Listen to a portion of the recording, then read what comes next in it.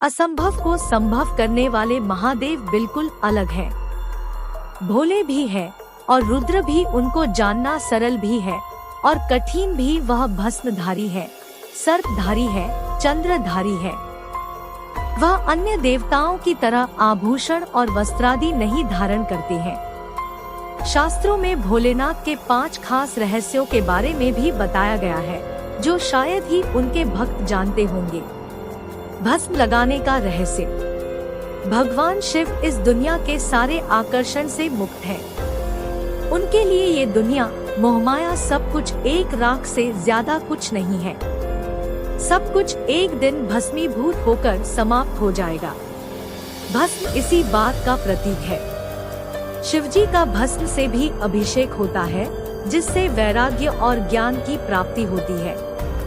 घर में धूप बत्ती की राख से शिवजी का अभिषेक कर सकते हैं। महिलाओं को भस्म से अभिषेक नहीं करना चाहिए।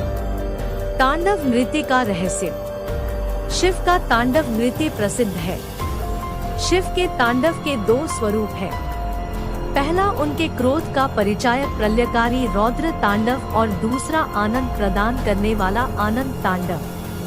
ज्यादातर लोग तांडव शब्द को शिव के क्रोध का पर्याय ही मानते हैं। रौद्र तांडव करने वाले शिव रुद्र कहे जाते हैं। आनंद तांडव करने वाले शिव नटराज। शिव के आनंद तांडव से ही सृष्टि अस्तित्व में आती है और उनके रौद्र तांडव में सृष्टि का विलय हो जाता है। गले में लिपटे सर्प का रहस्य। भगवान शिव के गले में हर समय लिपटे रहने वाले नाग कोई और नहीं बल्कि नागराज वासुकी है। वासुकी नाग ऋषि कश्यप के दूसरे पुत्र थे। शिव पुराण के अनुसार नागलोक के राजा वासुकी शिव के परम भक्त थे। मस्तक पर चंद्रमा का रहस्य।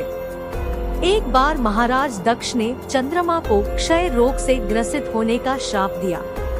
इससे बचने के लिए चंद्रमा ने भगवान शिव की पूजा की। भोलेनाथ चंद्रमा के भक्ति भाव से प्रसन्न हुए और उनके प्राणों की रक्षा की, साथ ही चंद्रमा को अपने सिर पर धारण किया।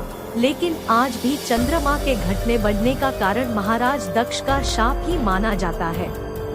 तीसरी आंख का रहस्य। एक बार हिमालय पर भगवान शिव सभा कर रहे थे, जिसमें सभी देवता, ऋषिमुनि और ज्ञानीजन शामिल थे।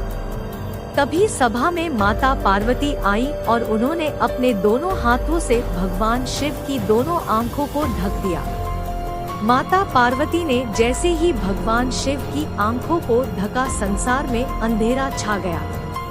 इसके बाद धरती पर मौजूद सभी जीव जंतुओं में खलबली मच गई। संसार की ये दशा भगवान शिव से देखी नहीं गई। उन्होंने अपने माथे पर एक ज्योतिपुंज प्रकट किया, जो भगवान शिव की तीसरी आंख बनी।